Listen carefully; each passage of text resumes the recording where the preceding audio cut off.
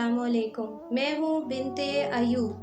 आज हम बात करेंगे हिडन शिर्क के बारे में, यानी छुपा हुआ शिर्क। छुपा हुआ शिर्क क्या है? सुन्ने इब्ने माजा में 4204 में एक हदीस है।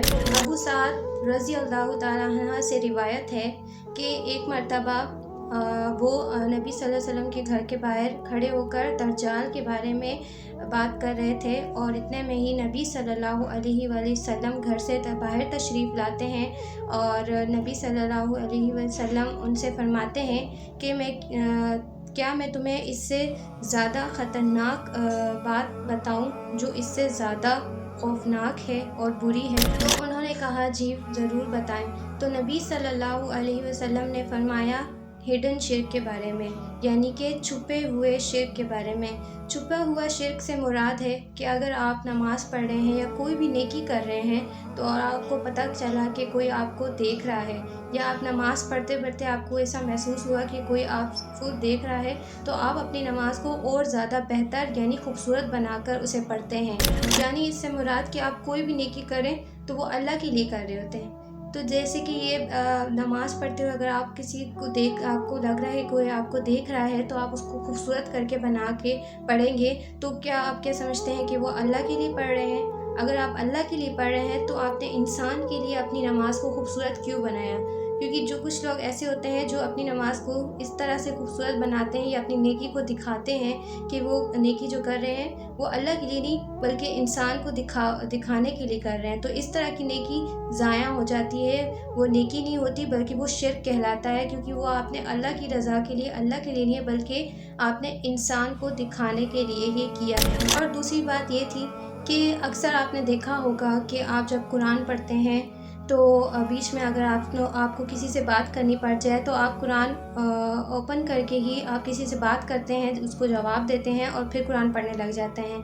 तो इतने में आपका घर का जो बुज़ुर्ग है या कोई भी शख्स इस तरह से आपका जो पुराने ज़माने में ये चीज़ें सुनी जाती थी, तो वो कोई भी बुज़ुर्ग है आके आपको कहता है कि कुरान को बंद करके बात किया करो, खुला छोड़कर नहीं किया करो। तो अगर उनसे पूछा जाए कि क्यों इस तरह से क्यों किया जाए, तो वो बताऊं क्या कहेंगे? वो कहेंगे कि एक शैतान कुरान पढ़ता है।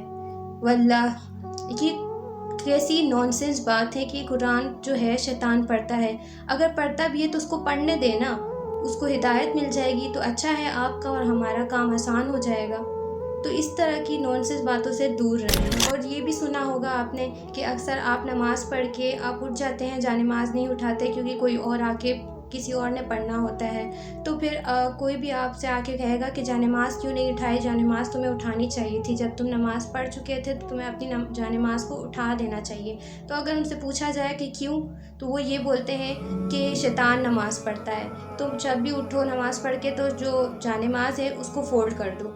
तो ये अगर शैतान ने अगर सजदा करना होता, नमाज़ पढ़नी होती, तो वो जब आदम अलैहिस्सलाम को अल्लाह ताला ने कहा था कि सजदा करो, शैतान को कहा था कि आदम अलैहिस्सलाम को सजदा करो, तो उन्हें एक सजदे ना करने पे अल्लाह पाक ने उसको अपनी बारगाह इलाही से निकाल दिया था। तो अगर उसको सजदा ही करना होता, नमाज ही पढ़नी होती, तो तब क्यों नहीं किया?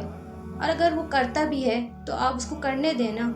इस तरह की फ़जूल और नॉनसेंस बातों को इस्लाम से ना जोड़ें, क्योंकि इनका कोई ताल्लुक़ नहीं है, बल्कि ये पुराने ज़माने की बनाई हुई तकियानूसी बातें हैं जो कि आपके बड़ों से लेकर अब तक आप तक पहुंच रही हैं। तो इन चीज़ों को अपने बड़ों से सुनकर डायरेक्ट उस पर अमल ना किया करें, उसकी पूरी तह तक जाया करें कि ये चीज़ सच है भी या नहीं। अल्लाह पाक ने आपको दिमाग दिया, आप उससे सोचें कि ये इस तरह से हो भी सकता है या नहीं, क्योंकि शैतान भला क्यों कुरान पढ़ेगा और क्यों नमाज़ पढ़ेगा? तो इस तरह की कोई हदीस नहीं है, ना कोई कुरान में इस तरह से ज़िक्र आया है। तो ये शिर्क है, बिदअत है जो शैतान इंसानों से करवाता है, जो बज़ाहिर नज़र तो नहीं आते बल्कि ये चीज़ें उनके साथ साथ चल रही होती हैं। तो इन चीज़ों से आप बचने की कोशिश करें।